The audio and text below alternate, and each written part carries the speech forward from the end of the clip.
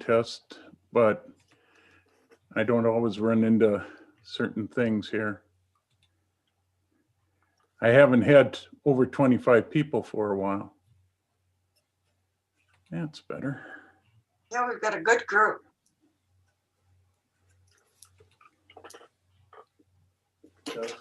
But I don't always run into certain things here. Okay, you can start. Well, hello, We're live everyone. on YouTube. Hello. Happy New Year. Welcome to 2021. So do we have some guests tonight or future members? Is there anybody who hasn't been to an in-person or a Zoom meeting before? Raise your hand. You got Crystal there, Crystal? Jane, Okay, and Laura. Hi. Crystal and Laura. Where's Laura?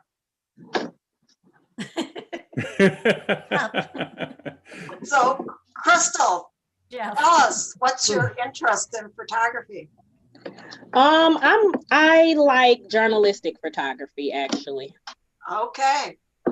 Well, is there a particular part of journalistic photography that you really like, or is it all aspects of it? It's all aspects of it. I really just like beautiful things. I like catching things off guard. Ah. And how about you, Laura? What's your interest in photography? I mostly do wildlife and birds, but I kind of like to expand my abilities to other areas. Okay. Well, hopefully we can all contribute to growing your interest. Tonight for news. Wait, would you like me to send them a newsletter?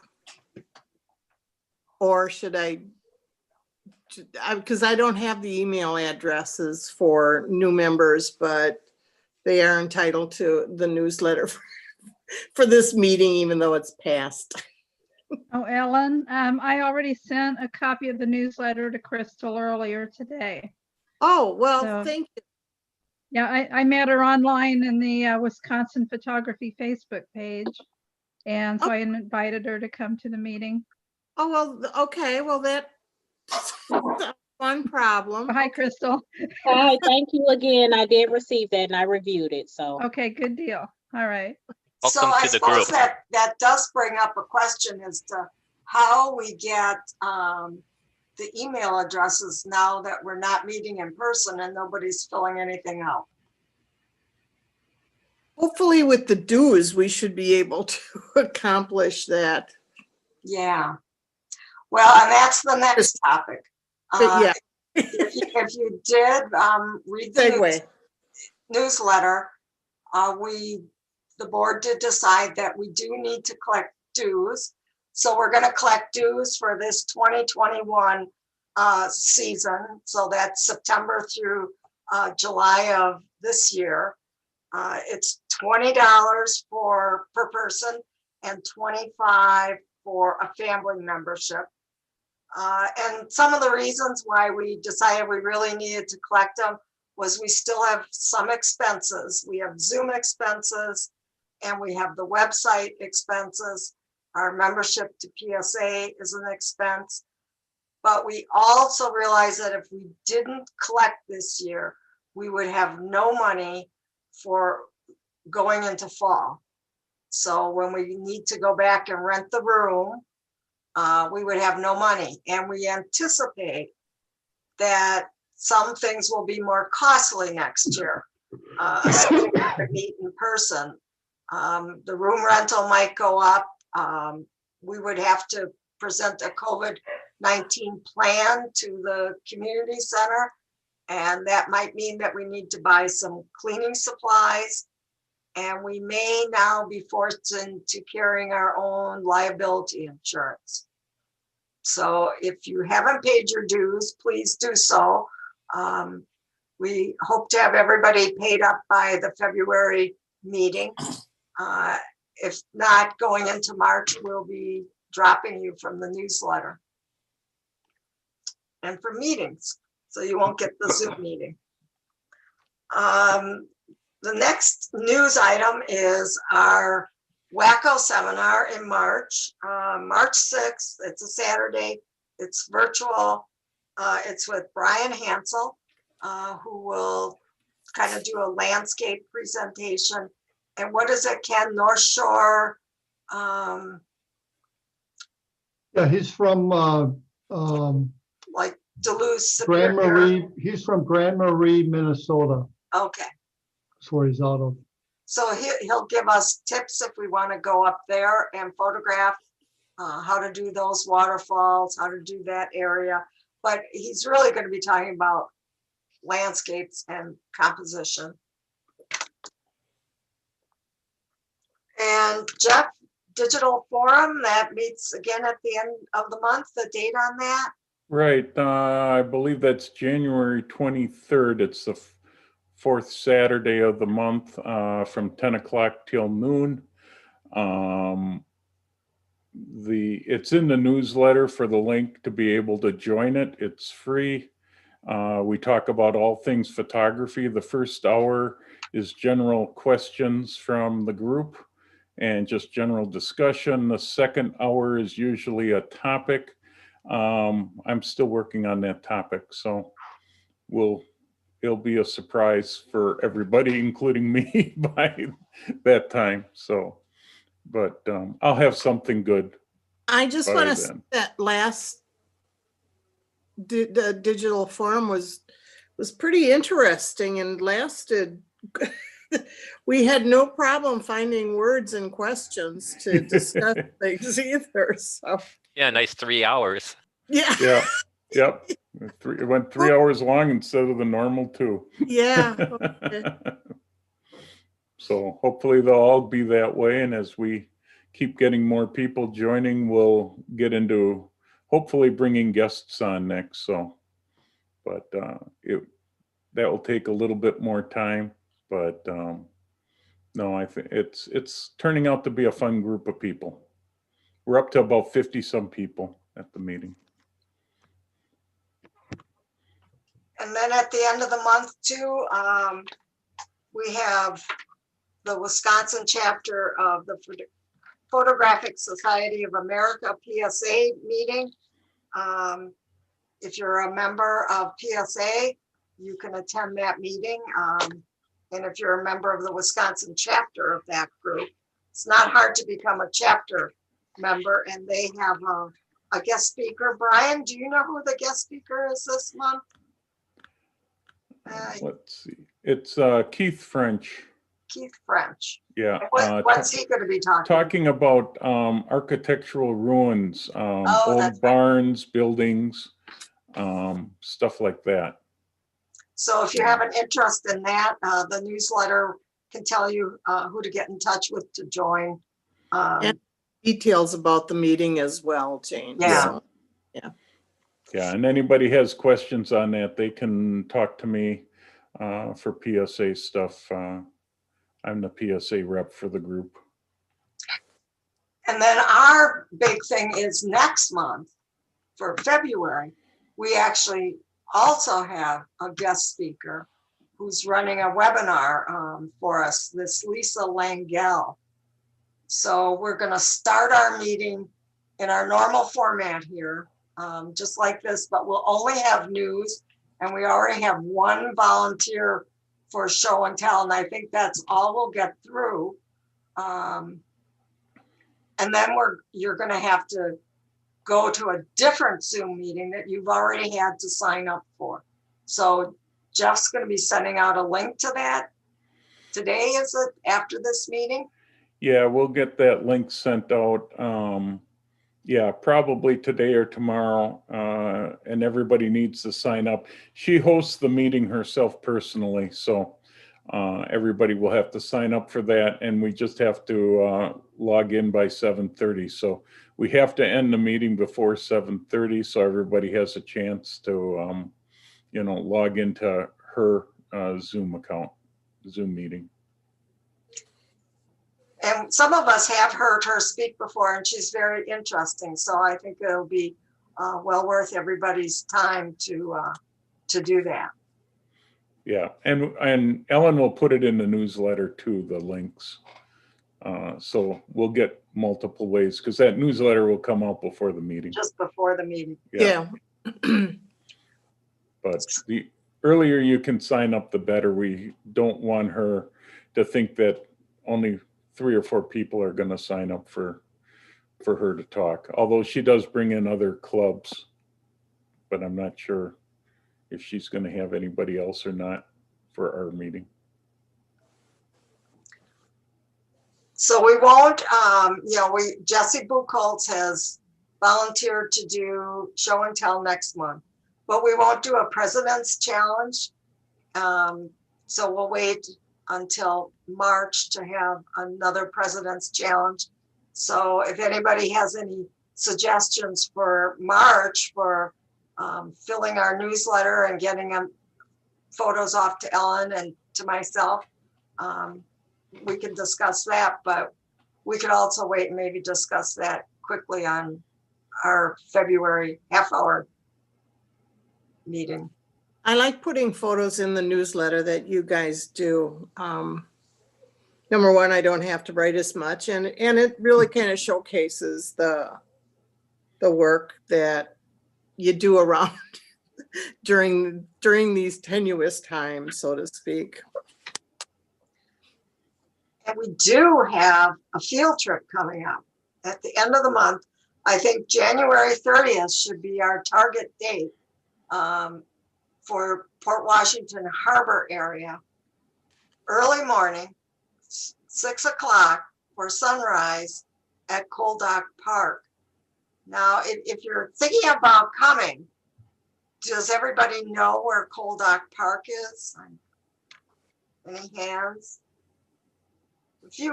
We've got a few Port Washington people. So, I mean, they no doubt know where Cold Dock Park is. Is anybody thinking of coming who doesn't know where it is? Yeah. Okay, Sid, you're thinking of coming. I've looked online for a little map that shows the Port Washington Harbor, and I haven't found anything. So I think I can look it up.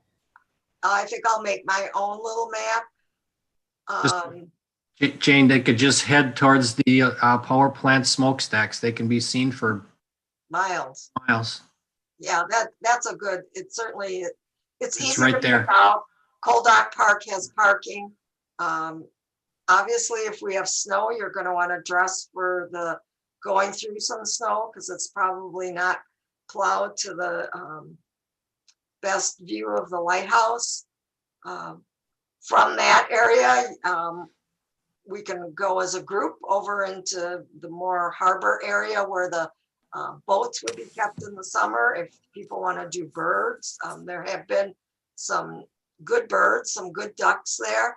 To the south of the electric company is South Beach, which is one of Jeff Ewig's favorite locations for doing icebergs, if the lake would have any.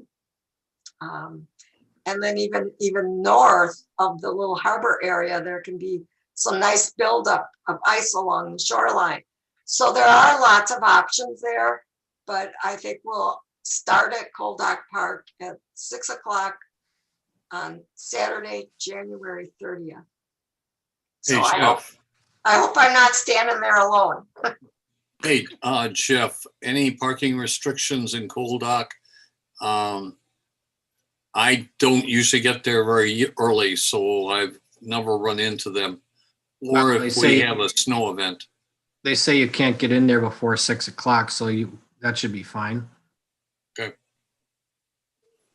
So Jane, 6 a.m.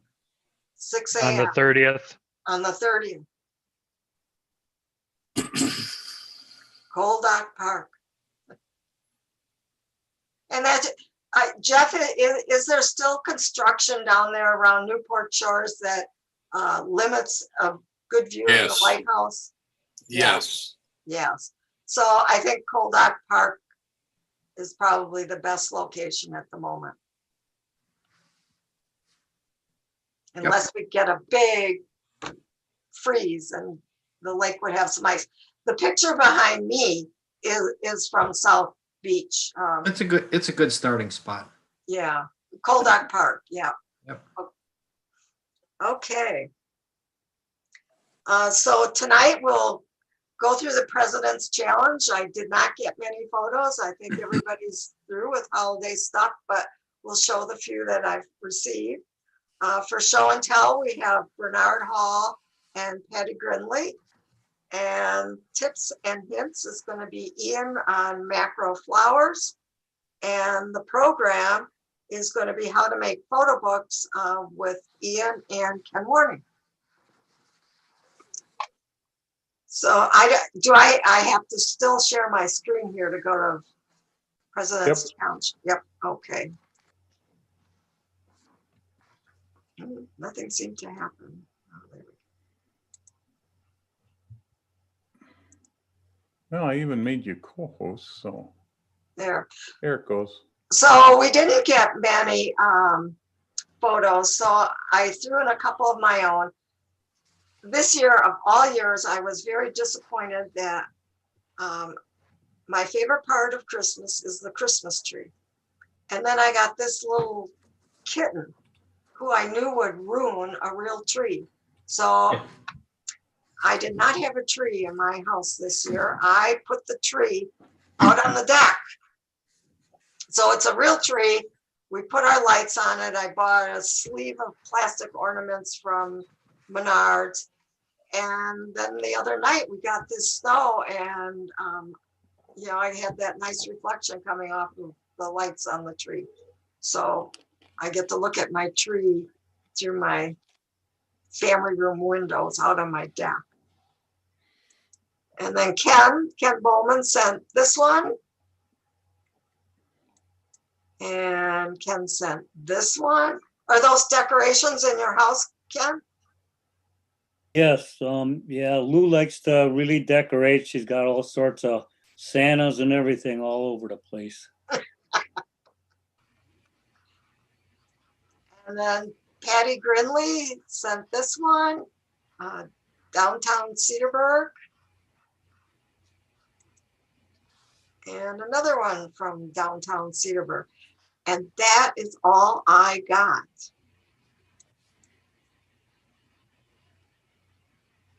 So we'll move on to show and tell. We have Bernard and Patty. Which one of you would like to go first?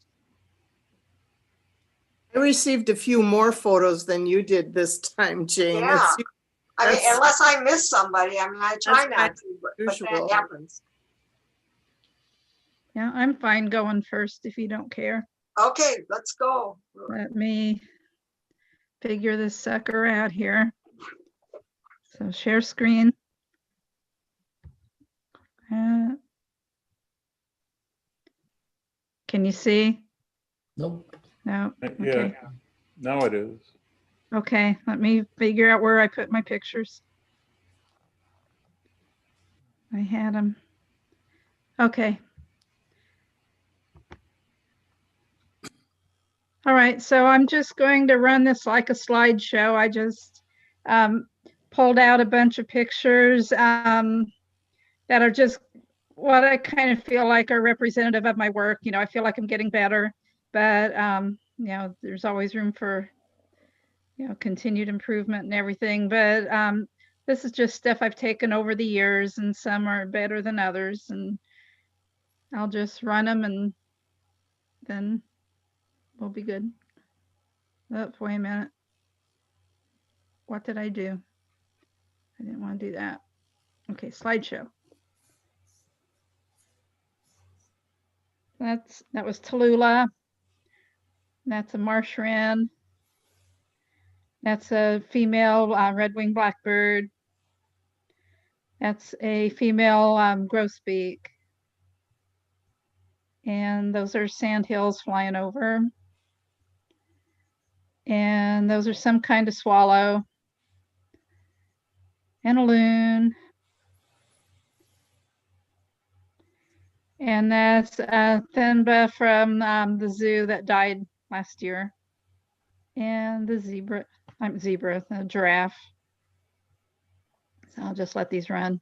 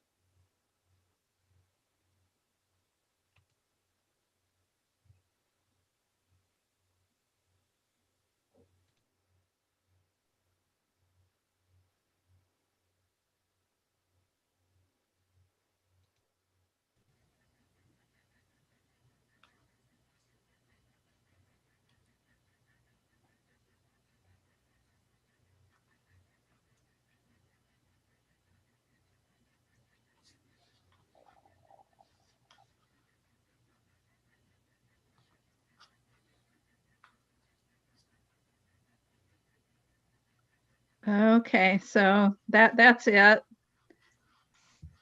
Well, that's a nice variety. I enjoyed it. Thank you.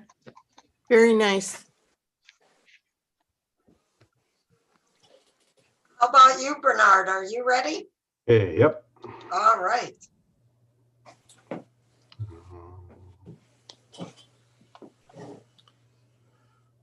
Okay. Okay, and what I have is a series of pictures that I put in an order, and hopefully they will tell a little story.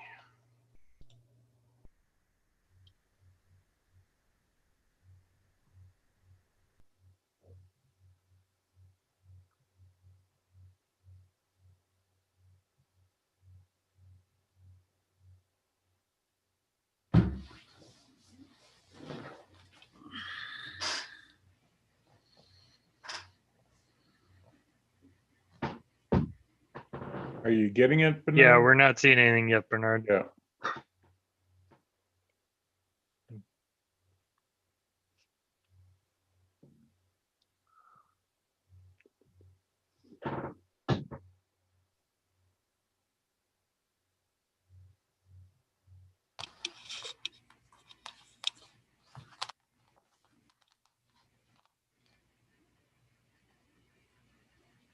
There we go. All right.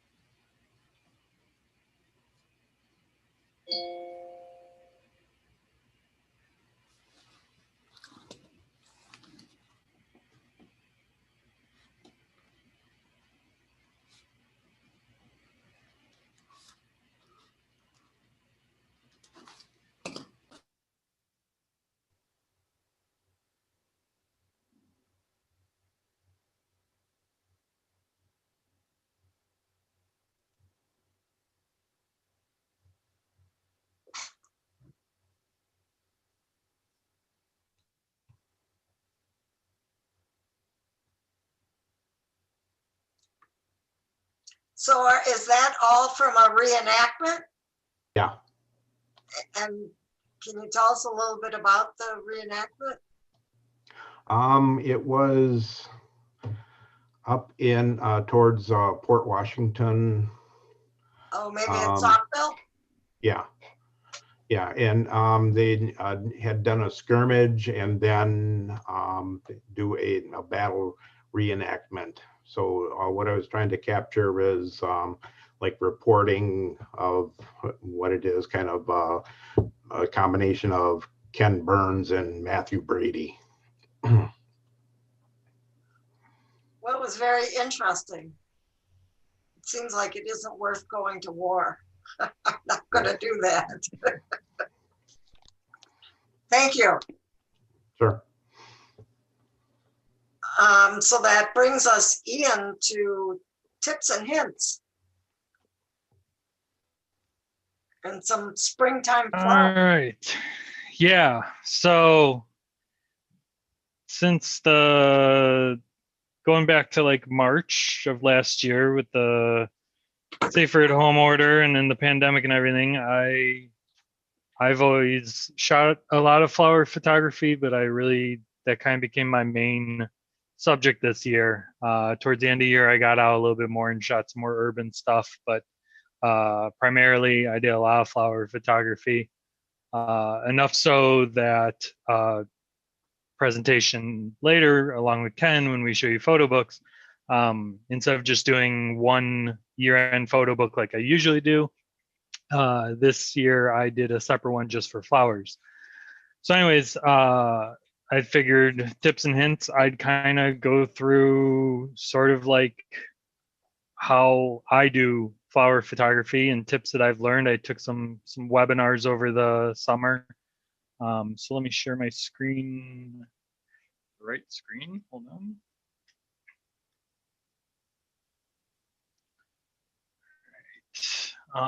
So yeah, to just kind of start out, these were 2 photos that I submitted to Wacko, that the Wacko fall competition that took 2nd and 3rd place in the mono nature category. Both, one of them in my backyard, the one on the right was just dandelion flowers in the backyard. And then the other was a rose. I'm guessing that was probably at the Warner Botanic Garden, though I don't remember off the top of my head. So first things first, people always ask, what gear do you use? So I figured I'd get that out of the way right now. I shoot with a Sony a6600 mirrorless crop sensor camera. I primarily shoot my macro flower photography with the 90mm f2.8 Sony lens. I've also had a Tamron 90mm in the past. They're great. Sigma makes a nice one, and then I'm sure Canon, Nikon, depending on your own camera, have somewhere equivalent. They're usually somewhere between like a 85 and a 110mm, usually those range. I have 2 tripods. I have a Peak Design travel tripod that I use probably the most. But I do have the Vanguard Ultra Pro. I threw in the model number here, which is a heavier tripod, and it's got the center column can be taken out and pivoted 90 degrees. So if you need to reach out into the flowers over something, if you're at a garden, you don't want to be climbing in there, and you want to get that top-down shot or get closer, that can come in handy. Plus, like I said, it's a little bit bigger. It's a little more stable than the travel one. But it is heavier, harder to carry around, that type of stuff. I have diffusers. I'll kind of talk about that, but light. Diffusers come in handy, especially when the light is harsh. I have reflectors. I use those more so indoors than I do outdoors. I have something called a plamp, which is like a flexible arm with a little, like almost like a tweezer at the end to grip something. You can use it to hold plants. I tend to use that indoors also. Frog, I'll mention that in the next slide coming up here. But that's used to hold the flowers. They use them in centerpieces primarily. Let me see, I think, oh no, it's still come up. I got a picture of it, so I'll talk about it when I show a picture. Other things that I use, bamboo skewers. You can slide those up into a flower stem if you need to give that flower stem some more structure to hold it straight up. If you want to do like a top-down shot, for example. Off-camera lights. I have a bunch of Lytra torches. They're little cubes. Lume Cube makes something similar. Again, for indoor shooting, I use those. A remote for when I'm doing tripod work, and a spray bottle. The first photo on the cover, I'll go back.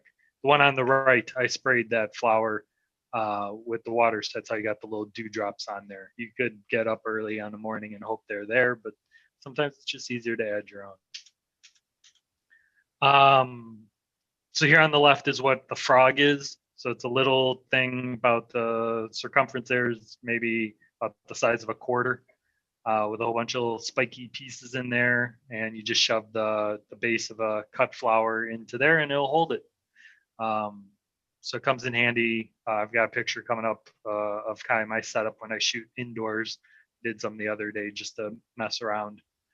And then on the right, that's either a reflector or a diffuser. I honestly don't know. I probably should label them. But I just grabbed out of my bag for the demo purposes. So they fold up nice and small, and then when you take them out, they pop out to be about 4 times that size. They make them in variety sizes. That's the Lytra torch, the light, and then I also have a larger LED there on the right. I forget who the manufacturer is, but there's a lot of them. If you go to like B&H or any photography arts, they'll have different brands with them. But they're constant light sources, which is nice. But anyways, I thought, there's a lot of different ways to shoot flowers. And I figured for this talk, I would just kind of talk about the way I do it. I've heard lots of different ways from different people how they do theirs. And Ann Belmont is somebody that I follow a lot. She's a big Lens Baby user, for example. I don't own any Lens Babies. I think her stuff's beautiful. It's just not my style for what I shoot. So I figured I'd talk about how I do it. First thing is that I've learned, especially with the camera that I currently own, I shoot a lot of flower stuff handheld. I find that when I'm on the tripod, I don't get as creative. I tend to shoot the same shot over and over again with a tripod versus handheld. I can move in closer, I can move in farther, I can go up and down. You can just move around really quickly and work on your composition and really work the subject that way. So that's what I really like to do, is shoot handheld as much as possible. Indoors is usually a different story because I just don't have as much light unless I'm, busting out all those lights I mentioned. I tend to shoot my flower photos f4 to f8. It just depends how the flower is, how much I want to keep sharp. I find f4 is almost my standard aperture setting. I usually put ISO on 100 to 1600 and leave it automatic unless light is good enough and I just want to keep things consistent. Then I'll go to ISO 400 because on my camera, and that's different for every camera, but on my camera, I don't mind the noise at 400. I think it's not all that different from ISO 100. So 400 allows me, because I'm shooting handheld, to shoot faster. And like I said, since I'm handheld, I want the extra speed so it's not blurry. I shoot continuous autofocus. This is something that most people that I've seen talks for, they're like, yeah, I shoot on manual. They usually put on manual and they kind of rock back and forth. I'm not great at that. One thing, and the main reason I bought the camera I did, is it has a very fast autofocus and a very good tracking autofocus. So I'll just point it at the part of the flower that I want to be sharp, and the little bit of wiggling between my hands and maybe, rocking back and forth a little bit, it's fast enough that it typically gets sharp images on what I do. If I miss it, I just take it again, because usually the flower is not moving, so it's not a big deal. And then, my style is, find the subject of the flower. What part of the flower do I want to pop and stand out? And then keep that sharp and then get everything else blurry. So I find, like I said, f4 is usually pretty good for that. If I go f2.8, it's too soft for me. I tend to shoot pretty much any time of the day. Mornings are usually the best, of course, because you usually have nice soft light. I'm not a morning person. We'll see if I make it to the 6 a.m. up in Port Washington. That's really early for me. So I'm usually out, midday, terrible times to do it usually. So what I end up doing, the last bullet point there I put is I live in the shadows. I find the shadowy spot where there happens to be a flower in a shadow somewhere, and you kind of get natural light there. I also use my body to cast shadows. I'll find the flower that I want to shoot and hope the sun is behind me and I can cast my shadow over the flower, and then I'll shoot it that way. So here's kind of like an example. I want the centerpiece nice and sharp, want everything blurry. That was probably an f4 shot. These two, the one on the left was at Lapham Peak. Very middle of the day, very bright sun that day, but there were a whole bunch of flowers hanging over in a section with some trees that were in the shade. So I shot over there. The one on the right was at Borner Botanic Garden. You can tell it's bright because the background in between the petals is very bright. So that's distant in the background, but this flower happened to be in the shadow of kind of like a gazebo. They have kind of this wall over by the roses.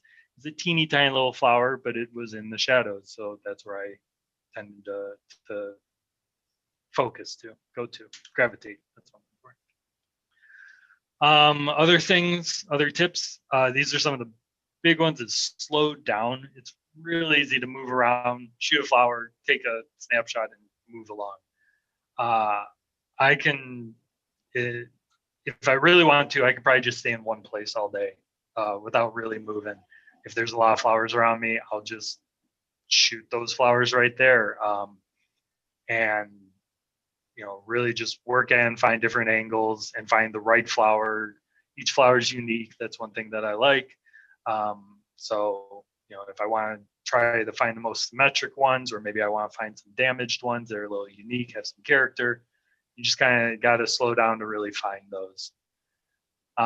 Get low, get down near the flowers, get close to the flowers. You get the detail that way, you get interesting angles.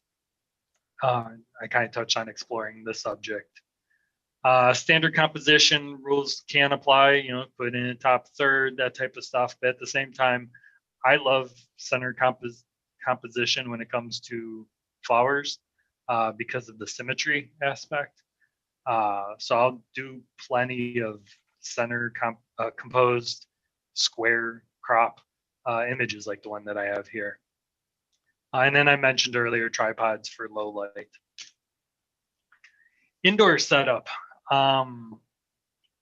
One thing that I learned, I used to struggle getting black backgrounds. And one thing that I learned is to build these little caves almost behind the flower. So I have a whole bunch of foam core boards. And the picture on the left, there are actually 4 foam core boards there. There's 2 vertical on either side of the flower. There's one on top and there's one in the back. And what that does is it creates almost like a cave in the background. So you can light your flower, have that window light that I have on the flower, but then you have this very dark background. So if you want that black background, that's one way of doing it. If I just put a black foam core in the back, it's going to look gray because the light's going to be hitting the foam core.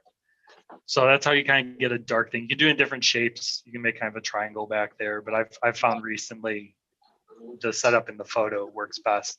That's a reflector on the left. So I'm using window light bouncing off the reflector to kind of fill in the left side. And then my camera's on the tripod. And that's, I think, a laundry basket I use to hold the flower. And the flower, you can barely see it in that photo, but it is sitting in that frog that I told you about earlier. And that flower is a really old looking tulip from like a week ago when I bought them. I have a whole bunch of them. They're all kind of wilting and everything, but they look like they're dancing. So I was working on those. And the photo on the left is kind of the same concept, but I used almost like a teepee setup to do a top-down shot. And then, like I said, the dandelion shot on the left here, that was just down the street from my house on a side road amongst a whole bunch of gravel and stuff like that. And I was walking along taking pictures. And I got really low, sat down on my like Indian style, kind of sitting down and got close and took that photo. The one on the right was at Borner Botanic Garden, a whole bunch of flowers. They were very curled up.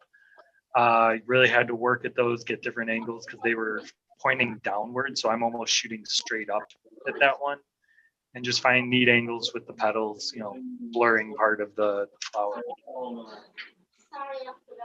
And then just, last two I have here again, Borner Botanic Gardens, different compositions, different setups.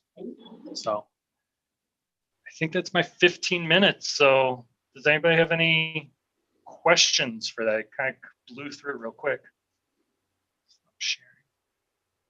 Did I hear a question? How Ian- close is close, Ian? As close as your camera will focus with a macro inches. I'm usually, I forget how close exactly my 90 millimeter can get, something like, I don't know, probably 6 to 9 inches or something. I'm usually right on top of the flowers. Very nice. Very nice. I think somebody else had a question, Yeah, maybe? I was gonna say that I made tents with the foam core like you did. And that works great, especially when you can get the foam core at the dollar store. But I found what really works better for me is I found that my wife had a piece of black velvet. And if I drape that back, that really is dark. That's a good point. Yeah, velvet, I've heard, I need to get some. I don't have any. That's why I don't use it. I hear that it's much better because the foam core does reflect and the velvet just absorbs the color. So you can make my way over to a craft store and get some. Unless, of course, you have a white dog and a hairy cat. Because the velvet collects the hair. I have some felt that I used to try, and that was the problem there. Yeah, I've got cats. And yeah, cat hair is showing up on the felt everywhere. Cloning that out left and right. For reflectors, I have debated on buying some. And then I found at Walmart, they had some, just like the photographic ones, fold-up ones, silver, for putting on your car dash for about $3-4 a piece. Nice. That did remind me, here's a small little tip. I like to wear, when I go out, when I know I'm going out and shooting flowers, and especially on a day where I'll probably be using my body as a shadow, I like to wear very bright white because I'll cast a shadow, but I'll also kind of help. At the same time, I can also use my body as a fill light in a sense because the white reflects off enough, just a little. It's not much, but it's better than if I wear black. So I'll wear white in the summer. Both stay cool and kind of reflect. Then I found too that wearing black is great if you're taking pictures from within a car or an airplane. I did it when I was in a helicopter, and that helped a lot, keeping reflection. Yeah, you can actually, if you wear like blue, you'll end up potentially putting a blue cast, and you'll be messing with your white balance all day afterwards because you're like, why is there blue in this image? Sounds like the voice of experience. Yes. I like to wear blue normally, so blue's always showing up in my photos. Sometimes if I'm at home, I get some scrapbooking paper and use that as a background. You might have to have a couple pieces to get a large enough background, but that works good too. Nice. Well, that was a good thing to get us all either buying some flowers or hoping for spring. We'll move on to our program, how to create a photo book. And we do have Ian for that, and we have Ken. Ken, do you want to start? Why don't we let Ian start, and then I'll wrap it up. No rest for you. Okay, Ian. that's fine. Give me 1 sec because I want to end the slideshow and pull it up here real quick. All right. Let's share the screen again.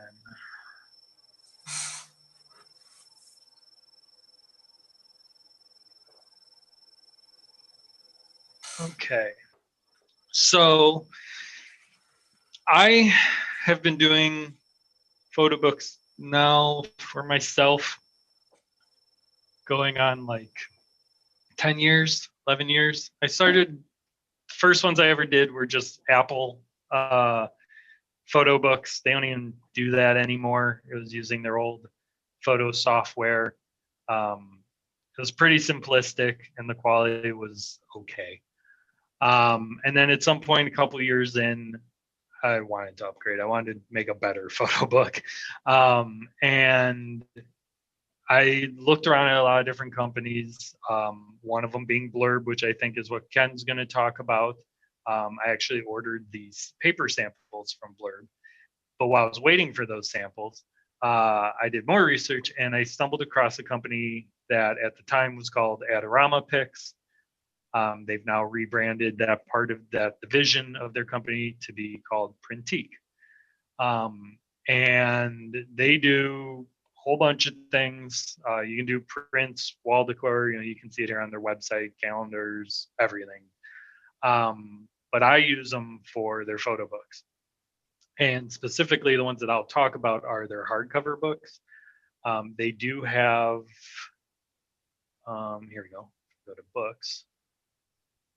They do offer hardcover photo books, leather, fabric, soft, mini books, leather bound, whole variety. You can go dig through all that stuff.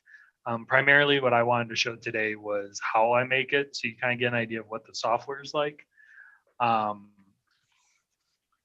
the thing I'll point out, the thing that I really like about Printique's books is they are lay flat pages. And as I show you my setup or my photo book, one thing that I like is I do 10 by 8 portrait books. And what I like about that is I can do 2 full-size portraits, 8 by 10 portraits, side by side on a spread, or I could do one big 16 by 10 landscape image across both pages. And with the lay flat, you don't lose that middle part of the image to the binding. It just looks like one giant print. And the way they do their prints is they print them on photo paper and then bind the one side of a page to another sheet of photo paper together. So the pages end up kind of stiff. They're not wedding album thick padded ones, but they're stiff enough that they hold their own when you're turning the pages. It doesn't feel like a magazine, it feels like a photo book. So really, and that's what got me to go with them over other companies, because I really wanted that lay flat ability. It was something I didn't like about my Apple photo books. Whenever I tried to do that, I lost too much of the image. So what I'll do is, when you come in, you pick whatever size you want, 10 by 8. They have various papers that you can pick from. I've always stuck with their default one, but you can certainly change them up. They cost more depending on what you pick. Prices for this size, it obviously changes depending on the size book that you want, is $63. You can upload a PDF if you use the Adobe product, which I'm drawing a blank on the top of my head. Let me see. InDesign? Yes, InDesign.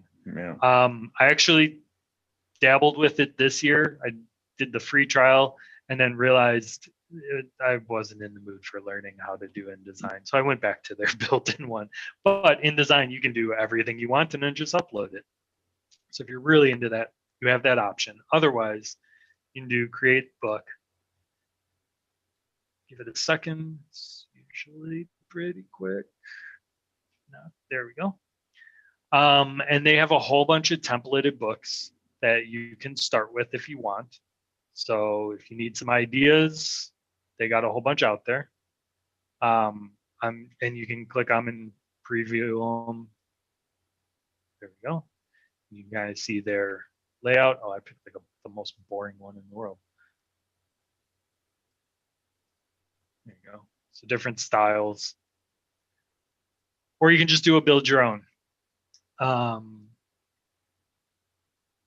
load pretty quick here. It's all browser based. There's no software that you have to install on your computer.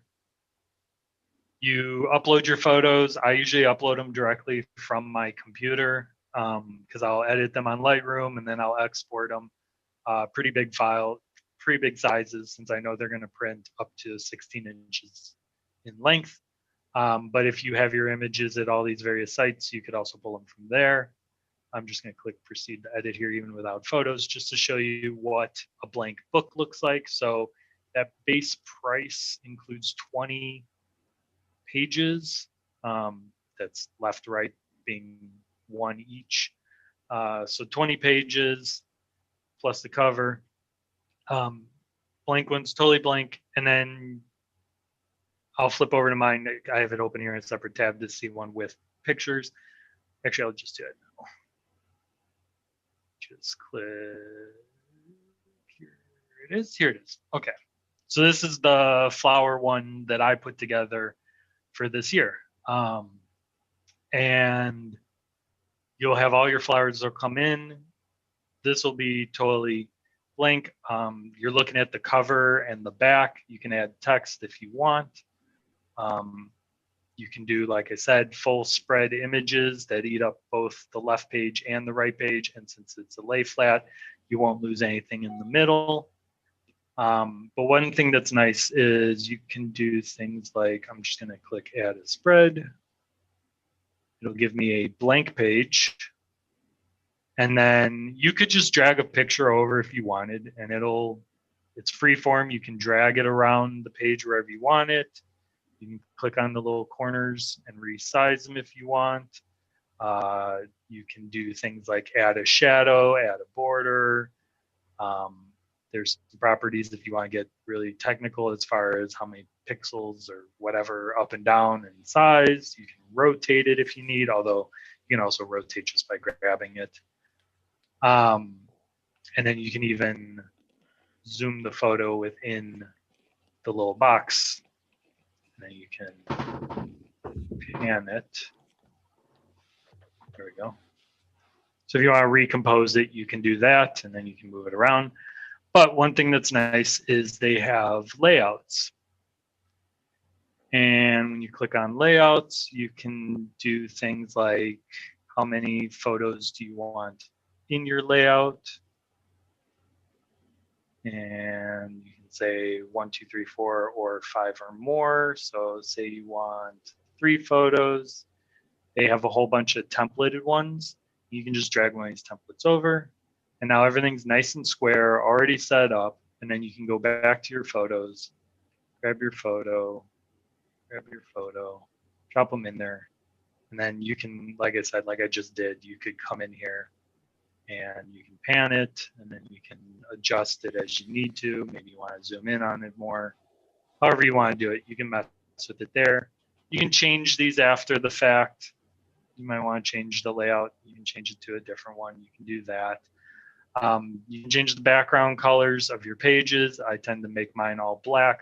My books are very simplistic. I just want to cram photos in there and show photos, and I'm more focused on how I present the photos together, as opposed to like some crazy layouts and stuff like that. There are things in here like frames, shapes, stickers. If you're into that, again, I don't use them, but they're there.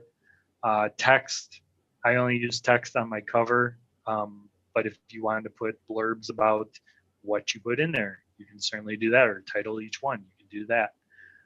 It's very customizable. So that was key to me. When I was doing the Apple books, it was very, very rigid what you could do, where you could put the photos, that type of stuff, versus this is the layout helped me get started, and then I can move around as I see fit.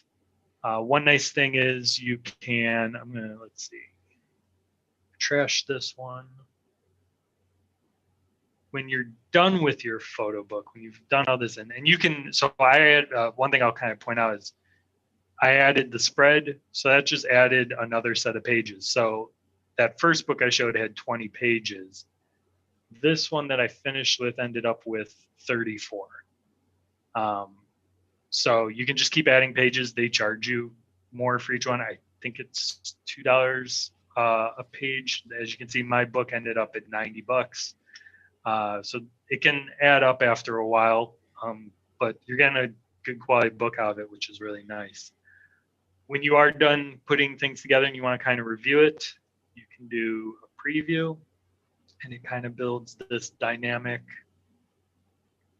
Oh, don't worry about these black pages in there. These are end pages, and that's because the back of the cover has some bookbinding texture to it, kind of where the glue and stuff like that is. You don't see the glue, but there's some like I said, texture that kind of comes through. So they don't make this a photo. It's just black on each end page, or at least mine is, because that's the color background I had. So this is really your first page. This is page 1. But yeah, you can flip through your photo book and your layouts and kind of just see.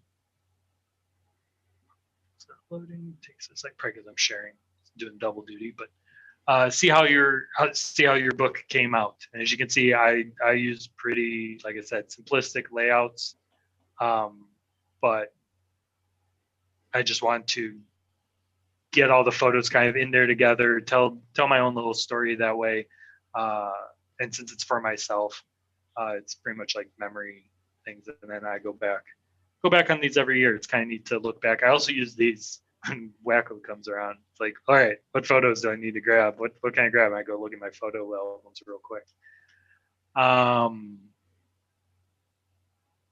to think if there's anything else. Anybody got any questions on what I've shown?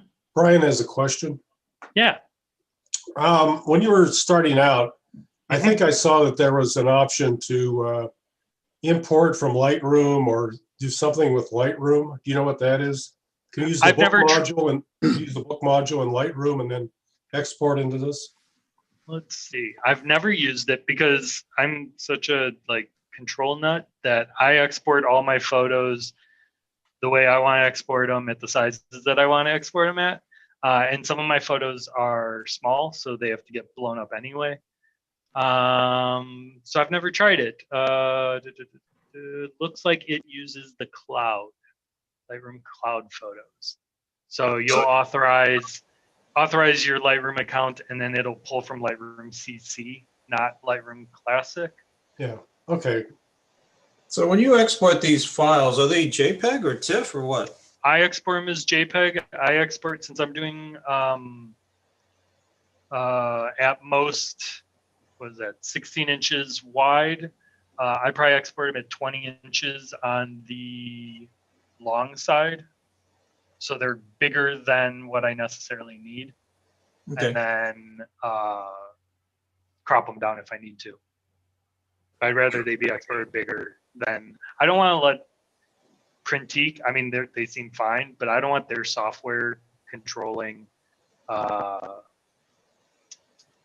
the quality of the image, the scaling, as much as possible.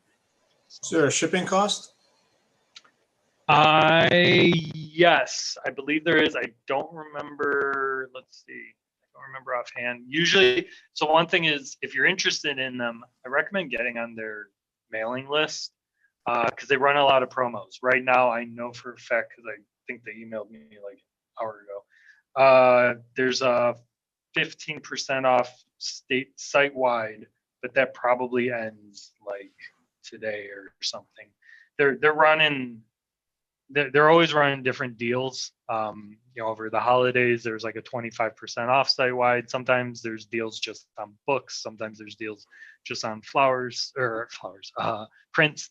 So I recommend getting on their email list if you're interested in getting those deals. Ian, I might have missed it, but is there a paper choice that you can select? Yes.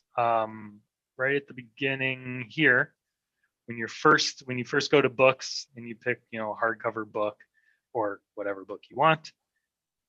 I use their luster, Kodak luster, but they have glossy.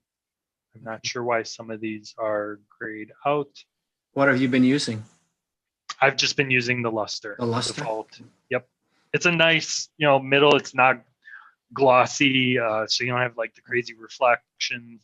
Yeah. But the colors pop really nicely off of it.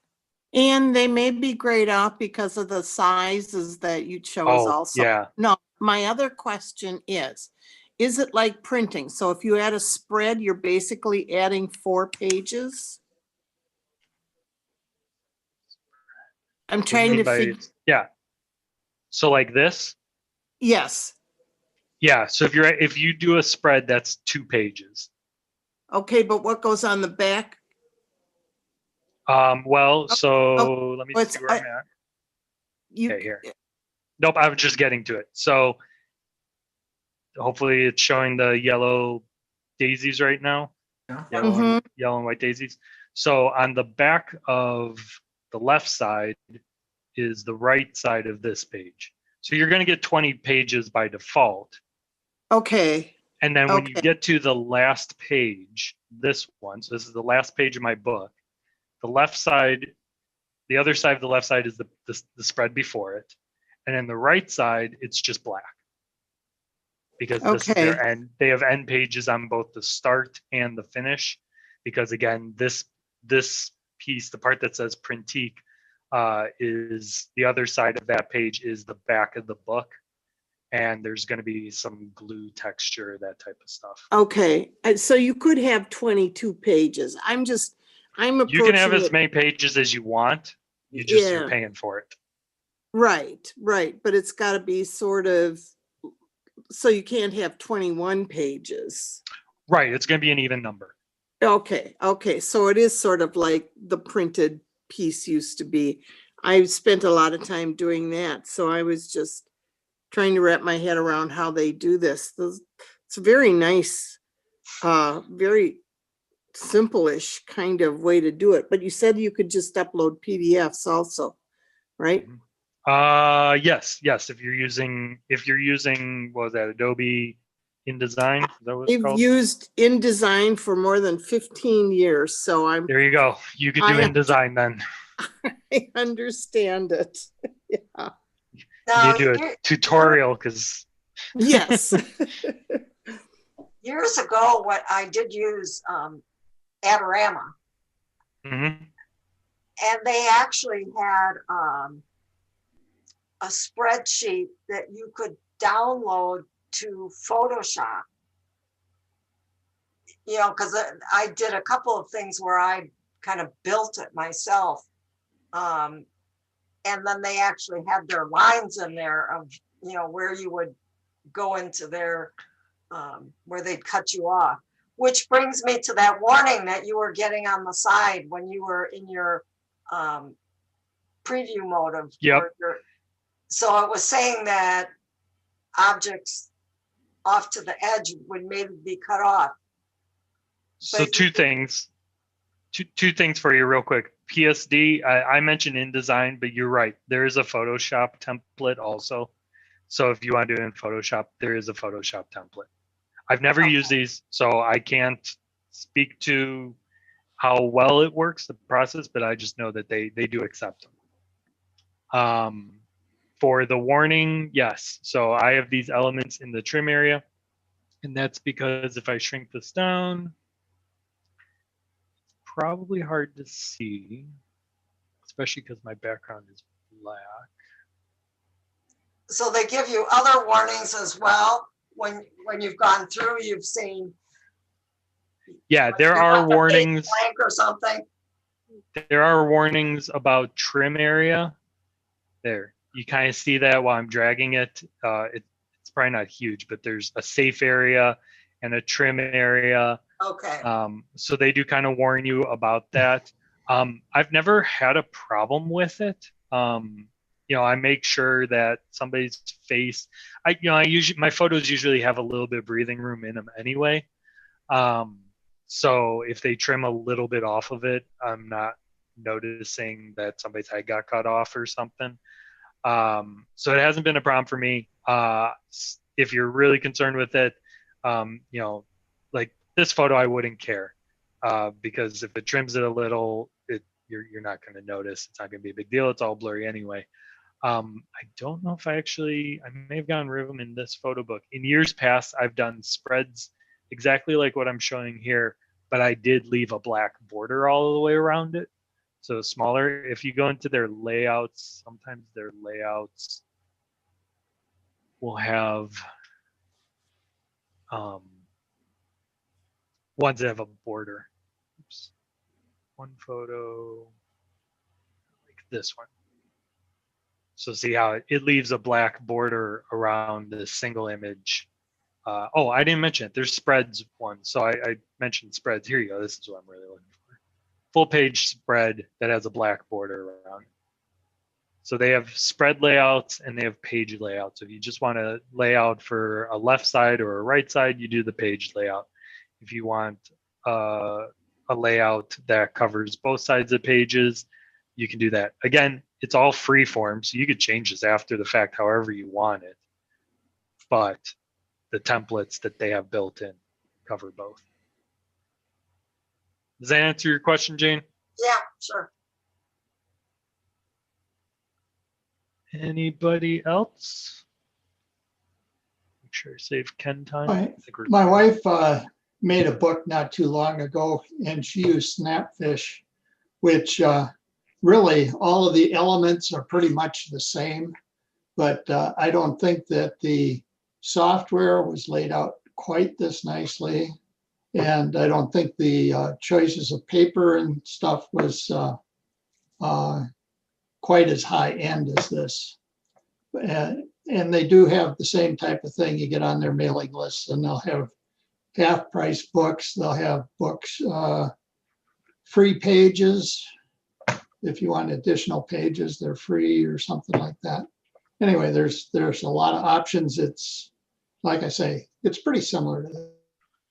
One neat part that I've learned is after the fact, they offer like a PDF. I don't think you can do this until you can actually do it even when I've not even ordered. So I made a copy of my book to demo here today because I didn't want to screw up my original one. But you can actually put it in there and you can even export a PDF of it. And what's interesting about that is it's not like I ordered that photo book. So it's kind of interesting that they let you do that without paying for it yet. But then you end up with an actual PDF of all your stuff. And this is what I then use at the end of the year. For those who might follow me on Facebook, I export the PDF and then I use this when I then share out the images. So yeah, it's kind of neat little add-on. One more question or one more thought is, I made a large book for my friend. Mm-hmm. It was over 100 pages, and actually it had a lot of writing in it. Mm-hmm. And I did it on mixed books. And one of the good features of mixed books, which is relatively similar, is it allowed you to collaborate with somebody. So I had another friend who was also working on that very same book, and she would go in and add parts, and then I would go in and add parts, and we did that back and forth over a few months until we had it completed. Nice. So that's mixed books, and they operate pretty much the same way, similar software. I was just trying to figure out what the biggest book. It looks like the biggest book I did was for my 10-year anniversary with my wife. 52 pages is the largest one that I made. Yeah, sometimes they have page limits, especially with the life labs. Not sure. I'm sure there you go. Starting at 10 pages, which is really 20 spreads left and right. So 10 pages, maximum is 100. So you can get pretty big. That's a thick book. Ian, when you brought those books prior years, couple of years, have you been using this You've been using Printique because those were really nice quality books. So I mean, it really does say something when you can actually feel it and touch it and look at the physical thing. But yeah, those books were done sort of with this. So that's one thing that I think is pretty impressive too. Just the final physical form. When Ken's done giving his talk, while he's giving his talk, I'll go grab one, and then when he's done, I'll just show on the camera. The page stiffness to me is really nice. I'm not a huge fan of the floppy magazine style pages. I really like that they print on photo paper and that the two of them together create this, stiff-ish page that really flips nicely, turns well in the hand. Ian, I was going to add, I've seen some of your books in person, and the internet here doesn't do them justice. Your books are beautiful. Thank you. Yeah, they're fun to put together each year. It's nice to look back on. It's fun to then flip through all the years and see the evolution and how my photos have changed. And how much time do you put into them? I'm getting it pretty quick. The fastest one I've ever done is in like 6 hours, roughly, because you just use photo. I'm gonna stop sharing. Yeah. They had a sale that day, like 25% off, and I knew I was gonna do a photo book that week. And I told my wife I need the rest of the night because I'm gonna do my photo book right now as we speak. I've gotten it pretty good. I usually can get them done in about a day. Usually, if I'm not rushing, I'll do it in a day and then I'll come back the next day and look at it again. I find I do much better if I sleep on it, because then you're like, what were you thinking, But as my year goes by now, I've gotten better at flagging and cataloging my images. So when it comes time to do the photo book, I have a bank of images ready to go. This year was hard because I had something like 350 photos and I ended up using, like 60 or something. And that's why I ended up actually making 2 books, because I had so many flower photos I really wanted to put in there. I didn't want to cut all of them out or half of them out. So I was just like, I'm just going to do 2 books. It's for me, who cares? So I did 2 books. But I did both of those within, I think, a day each. I didn't like back to back. It's pretty quick once you get done. And I just copy, I was showing you guys, I copied my book from last year as my starting place. So I have all my layouts that I already kind of use, and then I tweak them. So the first couple of years, it took longer because I had to figure out what I wanted to use. But then I just use those as templates each year and tweak them as I see fit. Very nice. Really nice. Got a lot of great information. Thank you. Yeah. Ken, I'll turn it over to you. Like I said, I'm gonna go grab one of those. I'll just show you the page thickness when Ken's done. Okay.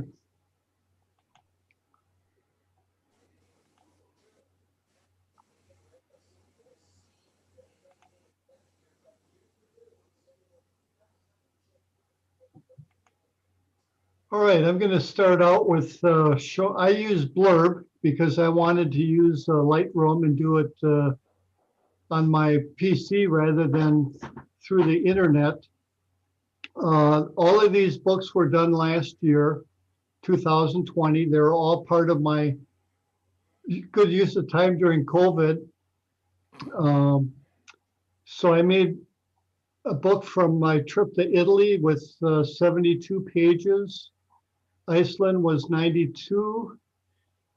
And then I went back and I did I did what I called a nature photography book, which is 234 pages.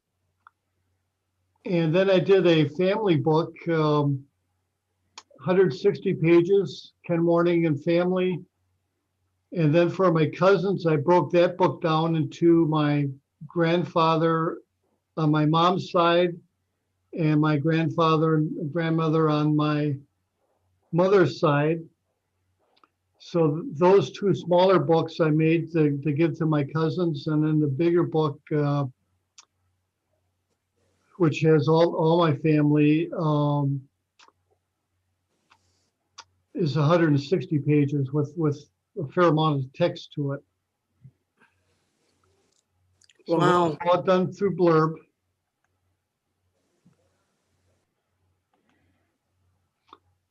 And so I set up a little test here, a little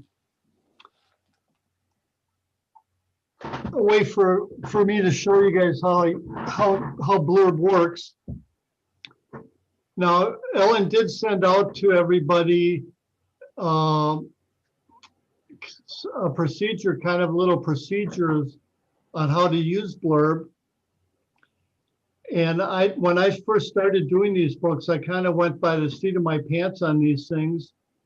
And in order to prepare talking about it, I checked the internet a little more closely, and I gave you 3 links in there for references. And the very last one was for one that Tim Gray had done on the books. And and his link is on the last page, the bottom one, and it's almost a 2-hour course on how to make books in Blurb, and it is fantastic. So if you do want to consider using Blurb, that's a good way to get some education before you start this process. Unlike Ian, I decided to use text on every single image, and that creates it makes a lot more work in the whole process. Now, one of the things that Lightroom does is they have the ability to automatically make the book for you. You can well, first of all, let me go to some of the settings here. So they got preferences.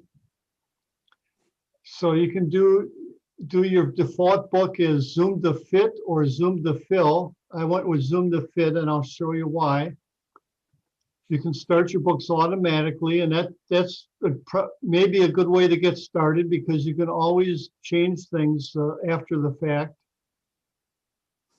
And then in here, to make things simple, I put fill text boxes with, and I put titles. So you can go into your library menu, and you go into the title field, and you can type the name that you want to use on your photo in the title field. You could also use the caption field or the file name. And filler text would just be the custom text if you want to just enter the text in after the fact. So that's kind of this where you have your preferences. If you look on the upper right hand, Blurb has a number of different kinds of books, but I chose the photo book. I chose the standard landscape, which is 8 by 10. And I chose the premium luster, which is a fairly good book. On my nature photography book, I use the Proline Pearl, which is a little bit thicker than the luster, but the luster is not a bad. It's not like when Ian was referring to magazine pages, it's thicker than a magazine page. And like other photo books, Blurb does run discounts, and it's always good to watch your emails for those discounts when they come up. Now, in the auto layout, which is what I'm going to show you next, you can have a preset in there so that it comes with left page being blank, right page 1 photo with photo text, left blank, right 1 photo, or 1 photo per page. And then I customize that. And so you can go into edit layout presets, and in my notes, I gave an explanation for this. I wanted the right side with 1 picture, just like in the diagram on the right. I chose the 1 picture format on the left side.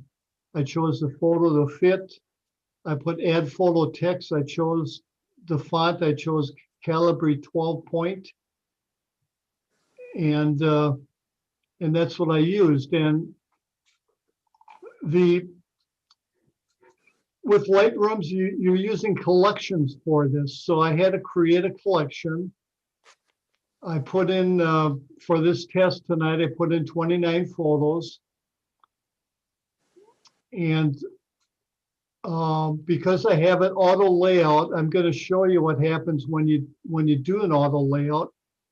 And it's quite possible that when I click on this collection, it may just automatically do it. So I'm going to click on it. Bang, there's the book. Now I can customize this, and I'll show you how to do this in the other one. So I just wanted to show you how the auto function works. And basically it took every photo that I had in my collection and put it on a page. Now, the biggest thing about creating a book is first you've got to select which photos you want to use and put them in a collection. You want to put them in a collection somewhat in the order that you want them to be in the book. So it helps if you move the photos to where you want them to be. And then if you want text in there, you have to go into each photo and type in text under the title in the library module to get your title field in there. When I made my books, I actually just went through the custom process. I wasn't aware of the text feature, but I think that's probably the easiest way to do that.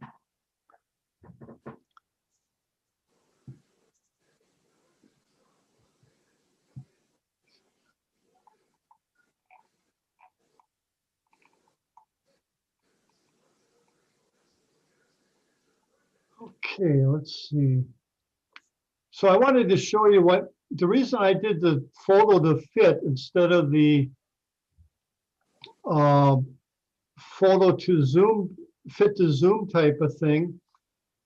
When you use the photo to fit, and you've got a mixture of landscape orientations and portrait orientations, you'll be able to tell whether it's a portrait or a landscape.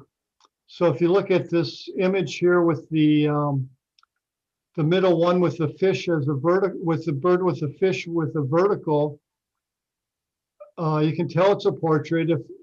If you look at the one next to it, that one was where it was fit to zoom, and it's no longer a vertical. And I've got another one here where this is what, with the purple Gallinol here, this is what the image looks like when it's fit, and to the right is what it looks like when it's zoomed. And with the fit, you see this little zoom bar comes up. I can always customize it myself after the fact and zoom in, and then you can move it to the left and right and get it to fit in there properly. So I find that I found using the photo to fit to be a little bit better than the zoom function.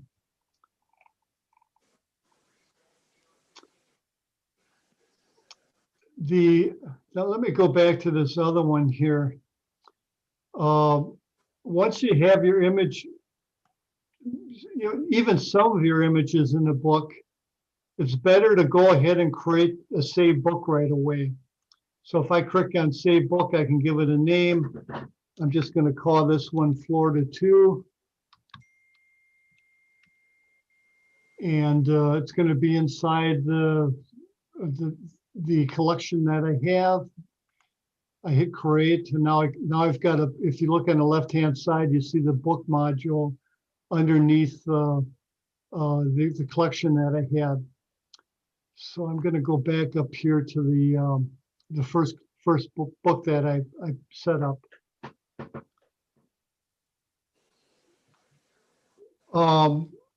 from here, you can go on and you can, now that we've saved the book, you can go ahead and customize it.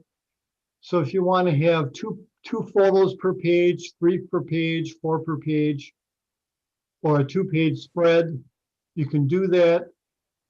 If I click on any one of these pages, hit the arrow going down, those are all the choices I have. So for one photo, this is my choices. You can see some of them have more text.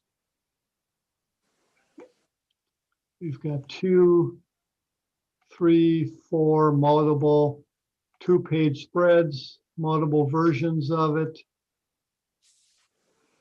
And then you have favorites. So if I go to the one photo one, there's a little circle here. If I click on that, that's going to put it in the favorites. So if I click on my favorites, I have the ones that I use the most already located in favorites. So it's a little bit easier for me to find what I want.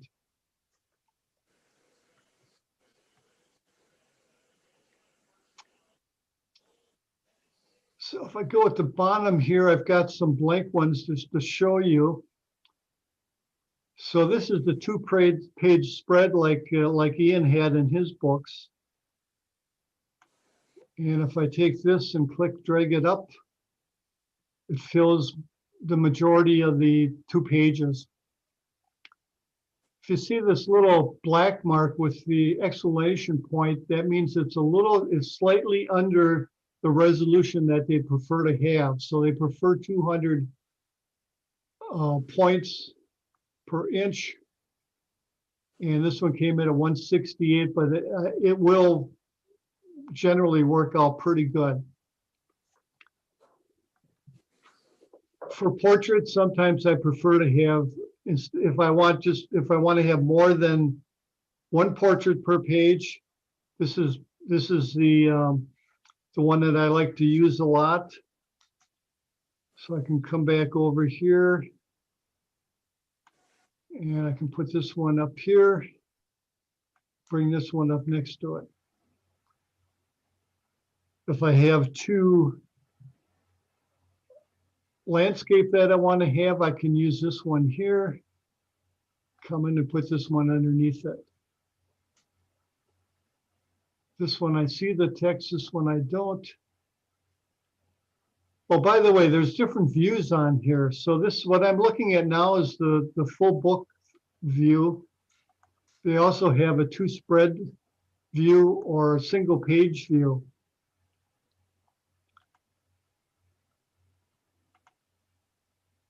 Well, it looks like I just had to click on that to bring it in, the text.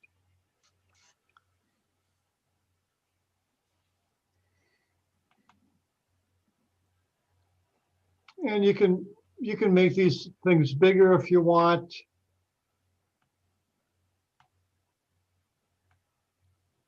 Well, as you see, this one doesn't fit in there. That we have to kind of play around with it to get it the way you'd want it to be.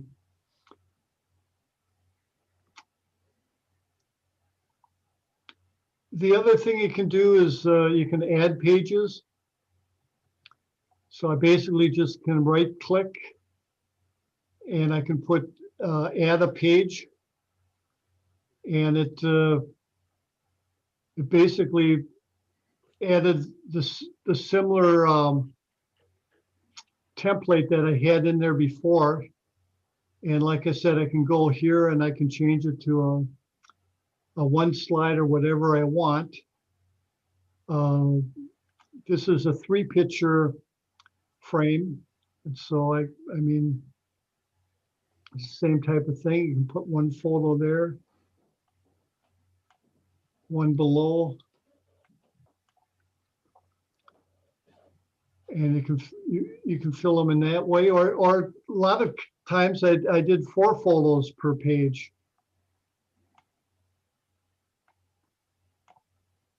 And you can see this time it's bringing all the titles in pretty good.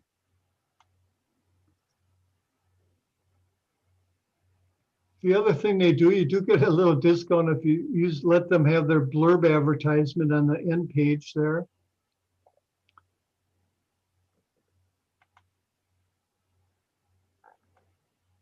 The other thing that you can do is you can move photos around. So if I want to switch this photo here, move it over there, it'll change the photos out. So it's easy to transfer them from one to the next. This is the cover photos that it generated automatically. If I want to change that,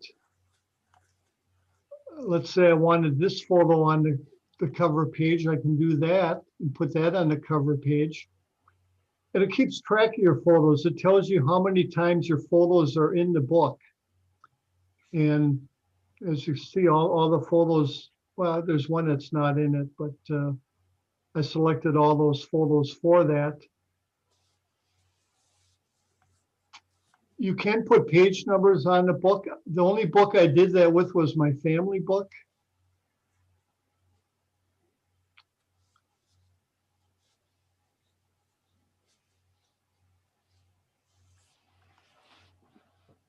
So you can see here now it's got page numbers on the books. You do have these guide areas, just like Ian showed on the book. You want to keep everything within the guide areas. There is padding on here. If I wanted to unlink this and I wanted to move the top down a little bit lower, I can do that. Or I can move the bottom up, or I can move the left, and I can move the right. Photo text, if I click in here, I've got it aligned with the photo. Because I chose that default of the Calibri at 12 points, that's what it chose. I can put it on the left, middle, right. I prefer the middle. Backgrounds, I only use those a couple of times. I've got let's find my Iceland book here.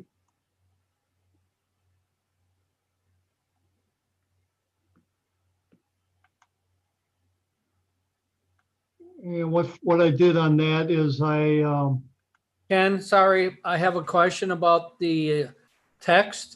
Yes. Can you put text along the side of a photo on a page? I haven't done it, but if I go here to the options I have, here's one option here that would allow you to do that. Can you see that on the screen? Yes. Okay, that answers my question. Thank So you. you can have it on the left, right. Here's so you can see there's a number of different options that give you that opportunity to do that. Okay, thank you very much. For this Iceland one, I used my waterfall as a background. I lightened it up a little bit, softened it by doing negative clarity. And then I was able to put my text in there with the waterfall as a background. And then I've got two different size fonts for that page. Let's see.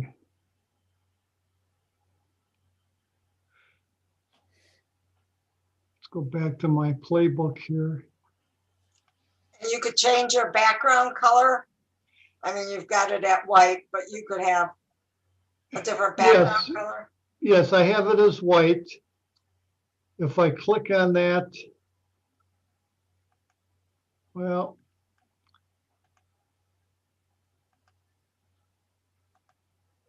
I can do black if I wanted to, or I can go into the color. I can make it blue if I want. Basically, I can do any color I want. What about shadows, drop shadows, or borders around your photos?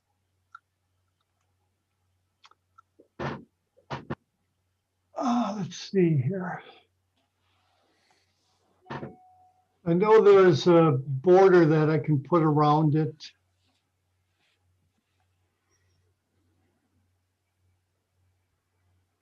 here's a print border here. So,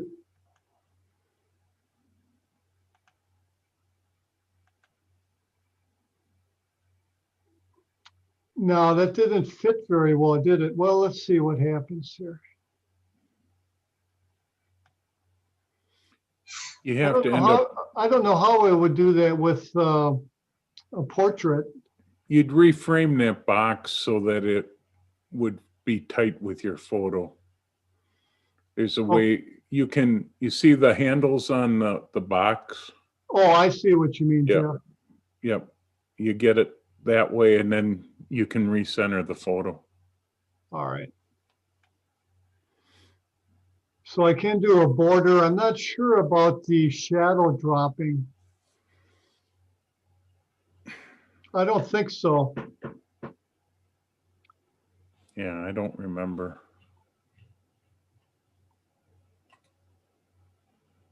Ken, can you do a table of contents? Well, let me show you my family book because I did do one for that, but it's not like it's a setup procedure type of thing.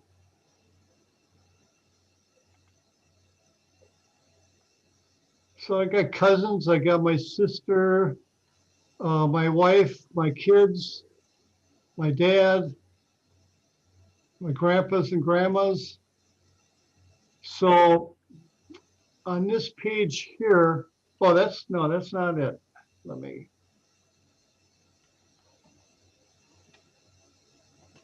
Oh, I'm in the wrong book here.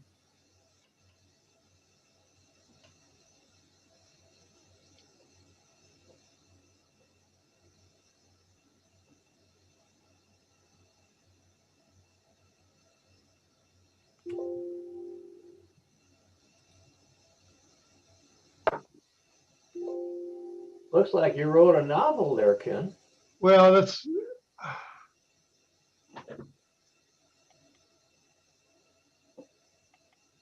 Oh, let's see here.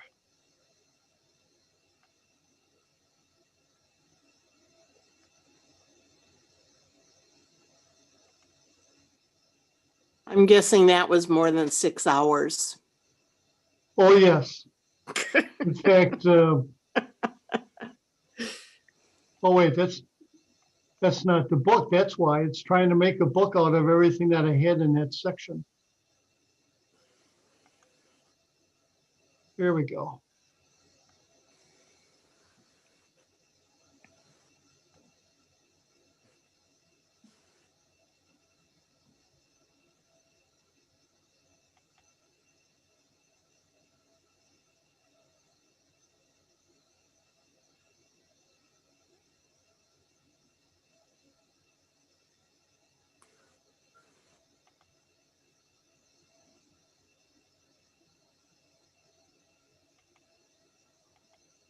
You don't have to show me, Ken. I was just curious if you could do it.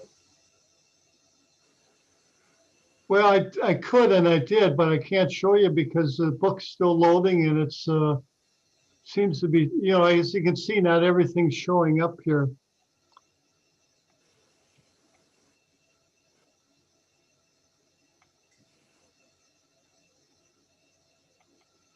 Yeah, you're pushing your limits of your computer with Zoom and Lightroom. I was having the same problem.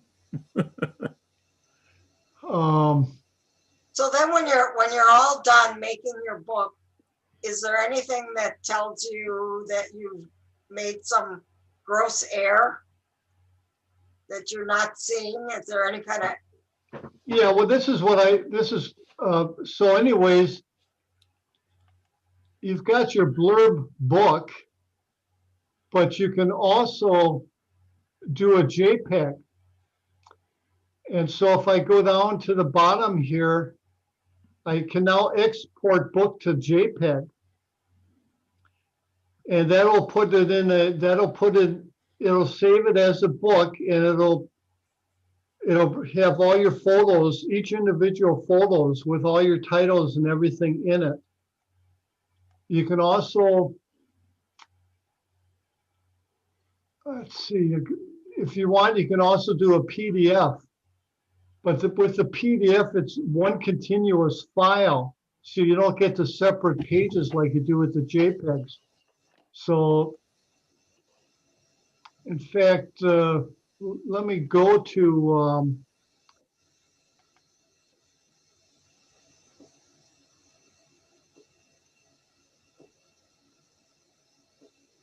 Yeah, they haven't added spell check yet, which is what they really need to add to the photo books. So if you're writing anything long, you need to do it in Word and then copy and paste. And that's how you okay, could so probably here's, do a here's table what I of have the contents. books, for example. Well, that's the PDF one. Let me get my family book up here. You know, I think online, Jeff, with that So- software that Ian uses and the mixed books that I've used most recently, there is a bit of a spell checker in there. Yeah. So anyways, here's the table of contents that was saved in my JPEG files. And you can scroll through and you can see the titles and you can double check them. But there's a lot of text in here. You know, besides having pictures, I wanted to have a little story. And I try to keep it to one page on each family. I tried to put family tree pictures in there, for example. And let me go back here. Oops. This Friedrich, I thought it was Frederick. I spelled that wrong. So I did have a lot of spelling errors. The first edition of my book,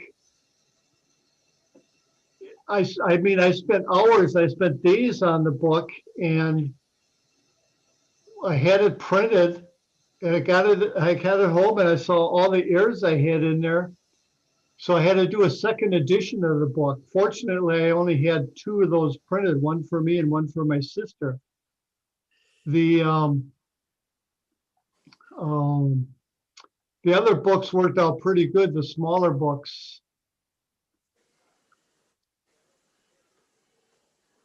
Looks like I never saved the oh, here we go. This is what the PDF looks like version, where it's one continuous book.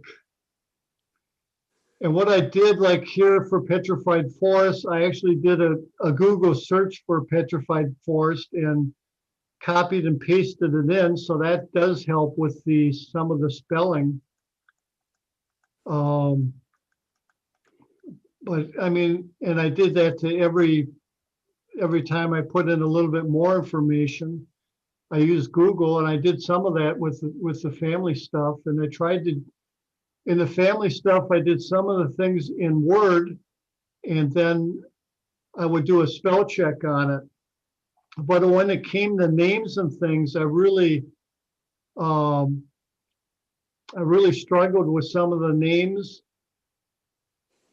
And when I thought I had everything right, I found out that my Uncle Glenn was not Glen, but Glenn.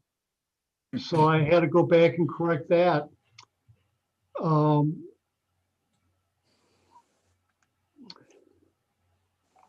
So I think that's pretty much what I wanted to explain on this. Let me, okay. So any other questions on this? Is there a quality difference between blurb and Printique? Well, I did like the quality of the book that Ian had. I was satisfied with the books that I did. I mean, I was happy with the way the books turned out, but I think Ian's book was a little bit higher quality than mine, and I liked the way he laid them out to fill up the entire page on his book. But you know, the number of pages that I had was considerably more than what Ian had also. Yeah, I'll kind of add to that, Ken, that for the number of pages you have, the Printique book would most likely be quite a bit thicker. It wouldn't be ridiculous, but it would definitely be thicker. I've seen some of your books because I think you've brought them in too. And the quality of the blurb ones, as far as the print quality, seemed, very nice also. Honestly, the biggest difference for me personally is just the lay flat page difference. Well, they do have, they now Does do Blurb now have them? they do have a standard Okay. lay flat. I haven't book. seen those in person. That's the only difference then. So Yeah, and I haven't seen those either. But for my purposes, I mean, I was happy with it. I mean, this, for my nature photo book, as you can see, it was like 240 pages long. And then I've got a lot of these that were four photos per page. Most of them were singles, but there's some here that are four. And so I've got, I went through 463 photos for this book. And then some of them, well, you can see that so far the numbers are showing most of them I did put in the book. And it seems as if going through Blurb would be more cost effective if you were doing a family type history and wanted to get all of that together, as opposed to figuring out that doing it through Printique would be pretty costly. I'd like to mention the way I did it, and I did this some years ago for my family history book. I actually used a standalone program. I bought a program called My Memories.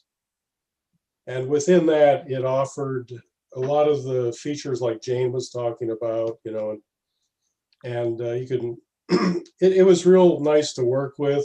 You could easily work in pictures, text, and what I liked about that was I then owned the source files.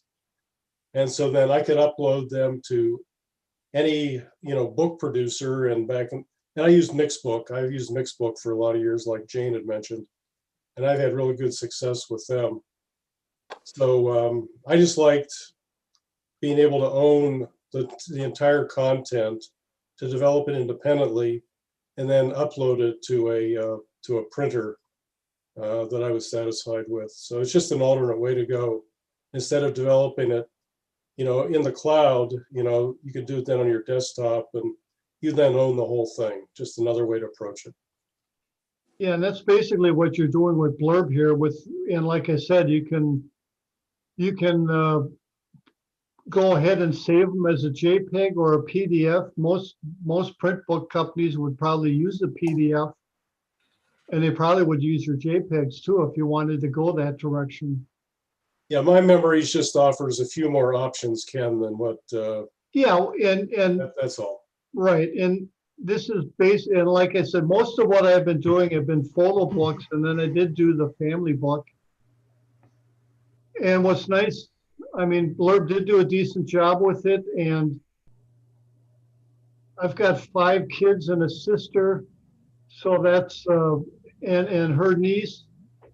So that was 8 books that I had to have printed up, and that was my Christmas present this year to, well, one of them for my kids and for my sister and her daughter.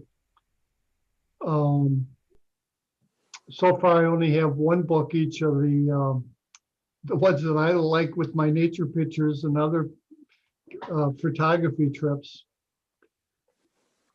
Blurb also has standalone software. So Yes, they do. Yes, they if you're do. not using Lightroom, or you didn't want to do it in Lightroom, you can download their software, and they probably even have an online version. Who's that, Jane? Blurb. Blurb, okay. And I have a question for Ian and Ken.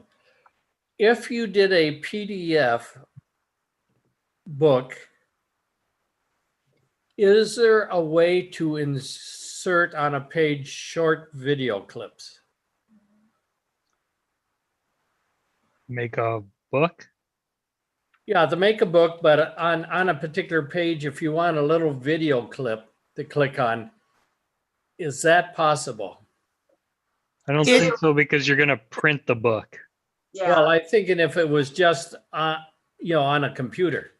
Oh, so you're just trying to make like a PDF that you're gonna share the PDF is basically what you want to do. Well, Not not so necessarily much make a there, but photo. just show it from my computer to a TV.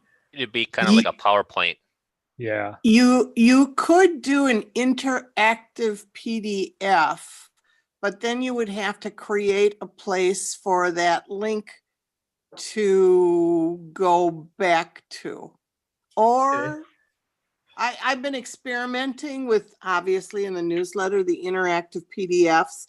So you could probably put a small or a short video in there, but it needs to reference something, even if, I don't know, Tony, I can probably, is that Tony who asked that question? Yeah, you can embed a video into the PDF in InDesign. All it does is it makes the file very big. So that can be a problem in Right. sharing it, but you can embed right into the file a number of videos Right, and then in a PDF. when you save it as an interactive PDF. Right, right. But you'd need the InDesign program to be able to do that, Tony. Okay. And that is not an inexpensive, Yes, it's I know. another 20 some dollars a month for it. Yeah, well, I buy the whole year, so I got it. But I'm looking into the Affinity program, which opens InDesign files. So give me 2 months because I'm researching that also in case anybody ever has to take over my newsletter. I don't want to, just throwing it out there. Don't want anybody to have to pay because the Infinity publisher is $49 period. You own it, no subscription. So that's quite a cost savings. But it has the ability to open InDesign files. So I'm going to be looking at that program in the next month or two to find out what it is exactly about. So that's all. Yeah, and you could do that with Word or Pages on a Mac. Do a lot of that stuff. But again, if you add video files to it, you're creating a huge document that can be a problem in sending to somebody. Yeah. This is not photo book related, but one of the gifts I received last year was a program called Storyworth. And the way that works is every week, one of your children can select a question from them and send it to you. And then you can answer it. You can add photos to your answers. It's mostly what I've done is text, and then I've added some photos. Every week then they ask you more questions. And then at the end of the year, it's all put into a book, and you get a book from that. And so that's kind of a fun family project that we've been involved in. Real quick, I mentioned before we get out of here, try to show you this. So, Oh, let me get out of here then. here's like a full. Oh, are you okay? So here's like a full spread. So there is a crease, but it still lays nice and flat. Oops, focus on Yeah. this, not me. And then as far as the page, hold on. So you'll kind of see. Yeah. Oh, wow. Stands up nice. Mine doesn't stand up, Ian. Yep. So they're pretty sturdy. It flops around there, but compared to, again, they don't even make these anymore. But the Apple books. Oh kinda yeah. Flop and this around. is This is like magazine paper. Yeah, this is the lay flat in mixed books. It's like almost like a piece of cardboard. Yeah, most of those lay flat books are photo printed paper glued back to back, so Yeah. it makes talked it a a lo- lot stiffer.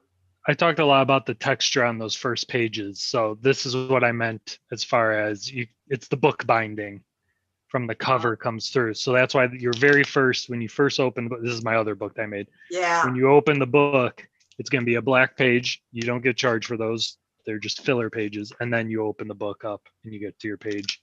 And the same thing happens on the back. You have a black page, it says Printique on it, and then you've got the rear of the book. What's on your back cover there, Ian? Biden Harris. I have action figures of them. Anybody who knows me is not surprised by that. They sit on my desk. Good year to throw them on the back. If you like them, it's a good year. One other thing, just for lay flat books, if anybody's interested, Allied Digital Photo also does those lay flat books and all sorts of different books. So if you don't want to do a lot of the stuff yourself, you can go to Allied Digital Photo in Germantown, and they give our club a discount for all that stuff. So it's another place that you could go to make books if you wanted to.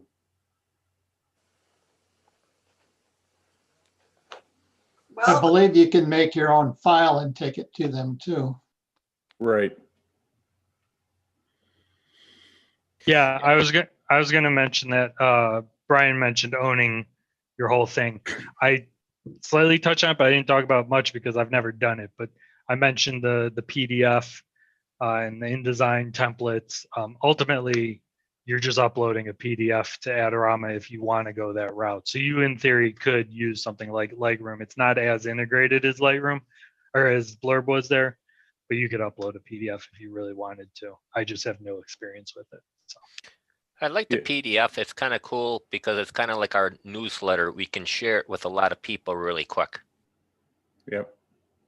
And that's why I export mine after I create them using their software. I use their software because it helps me be way faster creating it. But then at the end, I always export my PDF and use that to share to people digitally. Well, pretty informative. I think it's a really nice way to preserve your photos, because I don't imagine most of our families are gonna, treasure our hard drives full of photos when we're gone. But maybe they won't throw out the books. And see them clutching them to their chest going, oh my. Yeah, right. If they can even open your computer to get to the photos on the hard drive. That is true. Well, I share a lot of memory sticks. The question is, will they be able to find the memory sticks?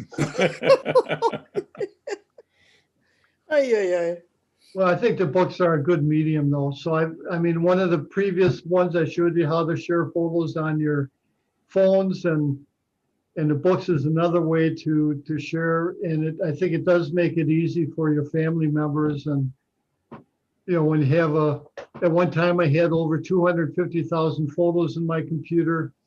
There's no way that anybody in the right mind would go through that. A book is a nice way that you've got some memories in there for that purpose. So I think it's something that can be passed along. And you can share your photos on Blurb. If you want somebody else to buy your book, you can do that. The other thing I didn't mention is that you don't need to have the subscription service of Lightroom in order to use it for making a book. It's a built-in feature that I don't know if it came in Lightroom 5 or Lightroom 6, but the older versions of Lightroom, many of them did have a book module in there. Maybe some enhancement they've had since then, but so even those that don't have the full subscription service, if you have Lightroom, you might be able to use the book module for making a book. Well, I think it was a great camera club for the very first part of the year. Very good. Yeah. So thank you, everyone. Yeah. Yes, thank you. A lot of great information. I was going to give one little tip that I was going to explain my background that I put up with the snowflake behind me. The studio setup was to leave the car parked outside overnight, and before the sun got on the windshield, take some pictures of the frost. That's a great idea, Roger. Yeah. That's really neat. Almost lives up to your man cave that we had at the River Edge meeting. Oh. Okay, so February, we'll have our short meeting and then we'll go to the Lisa Lingell webinar. And there is no President's Challenge for February, right? No President's Challenge for February. But, Okay. you know, you're free Keep to send shooting. Ellen a few photos. I don't know, by the 20th of January. I'm willing to put anybody's photos in. So I know they're all good, so I don't have a problem with it. We'll Be see sure what to we got. quick question. Be sure to get Crystal and Laura's emails so they can get on the email list for this and the newsletters. Thank you. And mail in your dues. Yes. Mine went out yesterday. All right. Thank you. There, I got my cave back. Oh, where'd you go? Oh, there he is. I like that photo. Jen, I think your president's challenge will be to get up for the 6 a.m. morning shoot in February. There you January. go. That's That's it. That's the challenge. That's the challenge. All right. Thank All right, you. good night. See you, Good everybody. night. Night, everybody. Stay safe. Night, everyone. Have a good one. Night. Bye-bye. Good night.